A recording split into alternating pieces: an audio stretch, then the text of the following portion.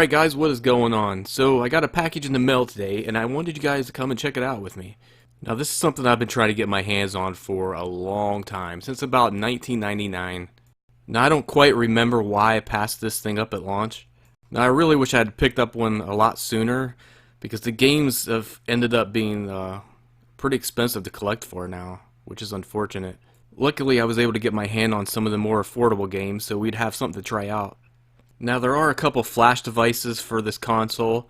Unfortunately they're pretty hard to get. I'm on a waiting list for one, so hopefully they become available soon. Unfortunately they are pretty pricey. On the other hand, you know, when you take into consideration the price of some of the games for this system, it's really not that bad. And there she is, the Neogeo Pocket Color, Stone Blue. So this thing came out in, I think, around August 1999.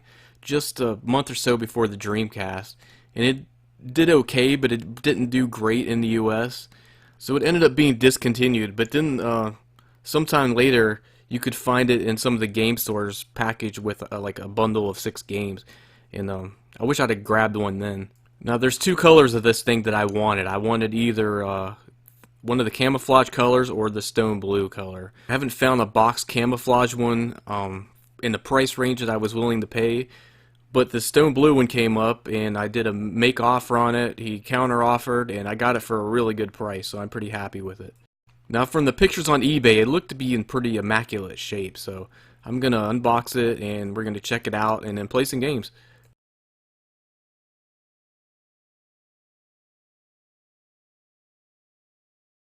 So there does appear to be a whole lot of instruction manuals in just about every language you could think of here.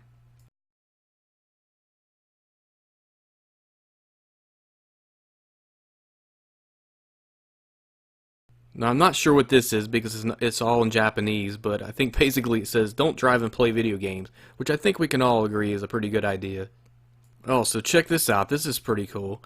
It looks like a hand-signed quality inspection report. Now when's the last time you ever seen a hand-signed quality control report inside your gaming device? So time for the unveiling. Oh wow, this thing looks brand new still in the plastic packaging and everything. It doesn't even look like it's been played.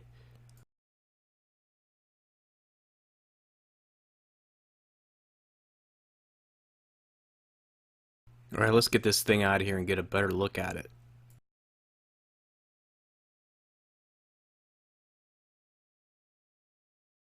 I am impressed. This thing is damn near brand new. No scratches or anything on it. Got all the battery covers. You know, it's just got a little bit of packaging dust there. On the bottom you have the volume slider, the headphone jack, and the aux power. So something I really like on this thing is that D-pad. It has a really unique D-pad. So in the back here we have 2 battery covers. That smaller one is for the internal save battery. And just like the Sega Game Gear, it is a cartridge top loader. And the games are pretty similar in size to the Game Gear carts. So what do you say we check this thing out? I've only got 4 games to play right now. Actually I've got 5, but the 5th one's in Japanese, so I can't quite understand it at the moment. Alright, so I'm going to power up first without a cartridge in so you can see the menu screen. It's got some neat little features built into it. Alright, it's got a built-in calendar, a world time clock, an alarm, which is pretty cool, and a horoscope. So as you can see, it's pretty basic. For 1999 though, like, this would have been some cool features to have, you know.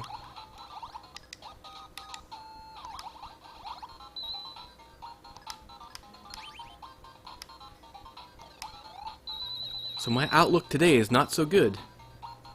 Oh well, try again.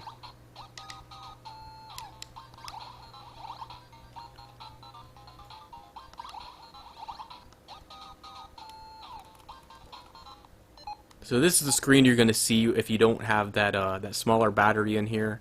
Basically, you're not going to be able to save anything to the system without that battery. Alright, up first we have Puzzle Link. Now Puzzle Link is similar to like Puzzle Bobble, but the gameplay's a little bit different. You have to kind of connect the bubbles.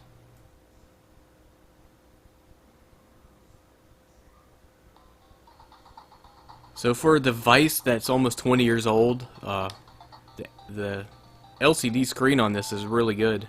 It's a hell of a lot better than like the Game Gear screen. The one big downfall with this is it isn't backlit, but on the other hand, it only uses two AA batteries, so I guess if it was backlit, it would probably just eat through the batteries.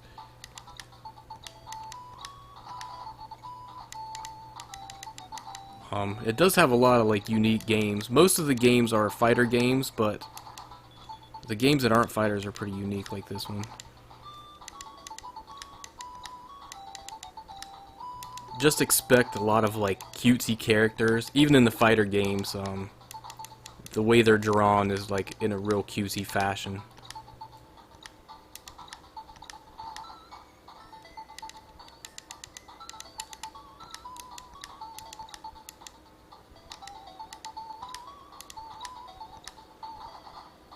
I've only played around with this game for a little bit, so I don't quite have a grip on what I'm supposed to be doing with it.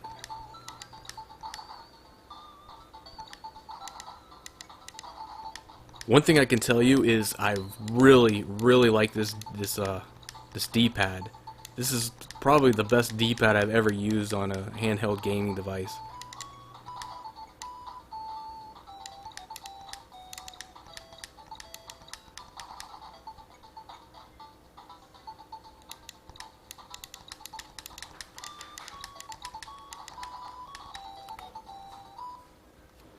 And up next we have Samurai Shodown 2.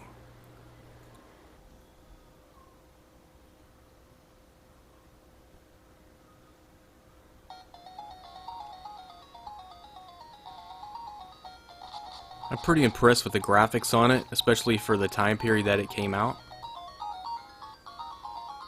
Now some of you might be familiar with this game.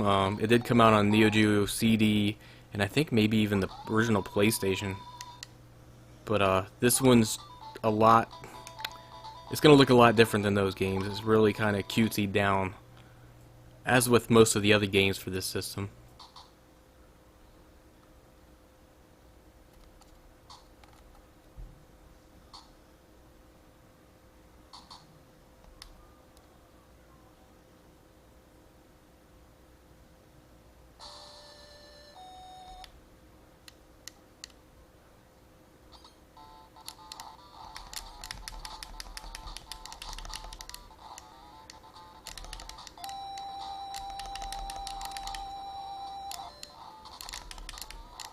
Oh, you bastard.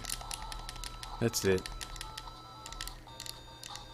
Once I figure out what I'm doing, it's gonna be your ass.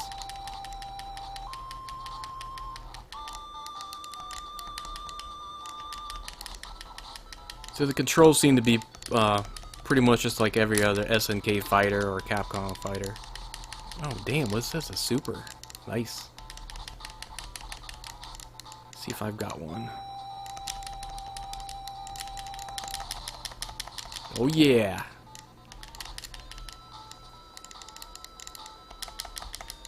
Say goodnight.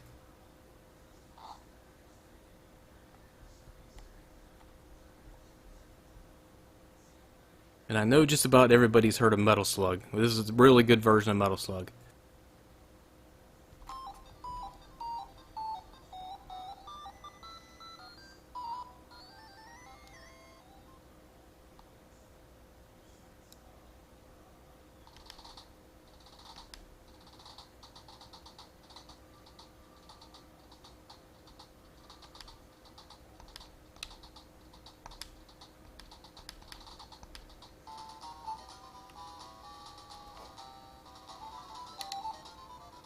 Okay, so I'm playing through my camera, so if I suck and get killed, I'm gonna blame it on that.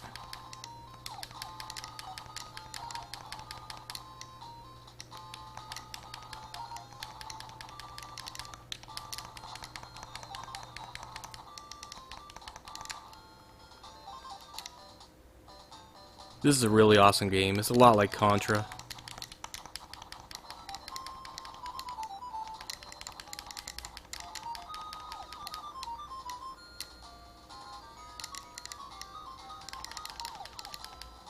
Oh no! Here's the camera. Okay, so the last game we're going to be playing is the only third-party game I think that's on the system. And it's from Sega, oddly enough. Can you tell what it is yet? It's Sonic. And this is really odd because Sega really wasn't porting their games over to other systems at the time. But they did kind of have a somewhat of a partnership with Neogeo at this time. They even made a link cable so you could link a couple Dreamcast games to a couple of the games on this. Like King of Fighters, I think, is one. I can't remember what the other game is. So this is a really great looking version of Sonic, and it's kind of unique. It's not like the Genesis or the Game Gear versions. I think it takes a couple of elements from some different games.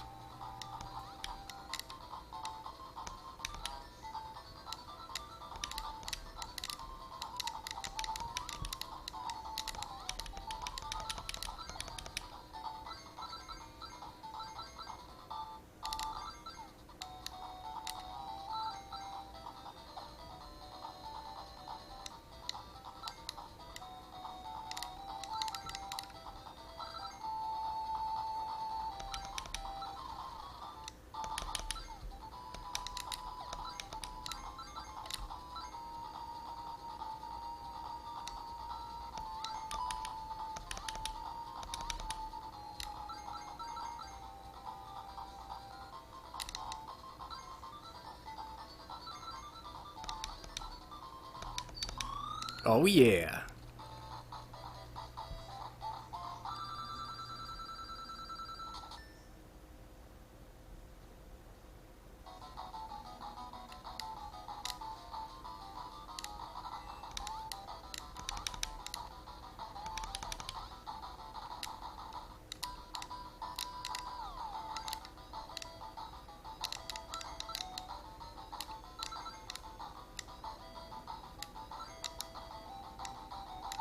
This thing's just a little bit touchy. If you go too far, it throws you up into the ceiling.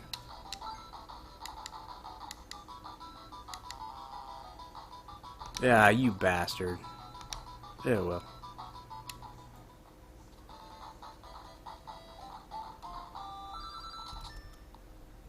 Neogeo Pocket Color. It's funny, even that logo looks a little bit like the Dreamcast logo. Alright, so all in all, this is a great little system. I really wish I would have picked one up a long time ago. Like I said, the games are getting pretty expensive to collect for now. If you get your hands on that flash device, I think that's probably the way to go, just if you want to play games. It's a little late in the game to be collecting for it, though, just because of the price of everything now.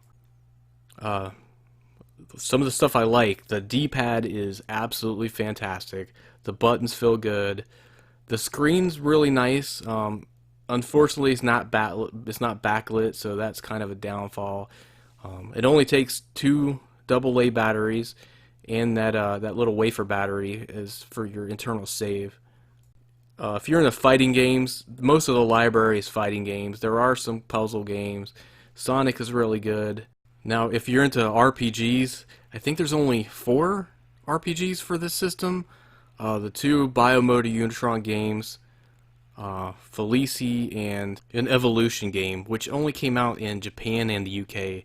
And honestly, from what I've heard, it's not that great anyways. Alright guys, so that's it. This is the Neogeo Pocket Color. All in all, I really like the system. I wish I'd have got one sooner. I don't know if I would recommend it if it's something you want to get into collecting for, just because the games are so pricey right now. So if you do decide you want to get one of these systems, try to get yourself one of the flash devices for it if you can. Otherwise, be prepared for some serious sticker shock when you start looking at the prices for some of the games. Alright everybody, I want to thank you guys for sticking around towards the end. I try to get new videos out weekly. Hey, if there's anything out there you guys want me to play or review, you know, if you want to give me an idea, just drop me a comment in the comment section. Alright everybody, thanks for watching. Peace out.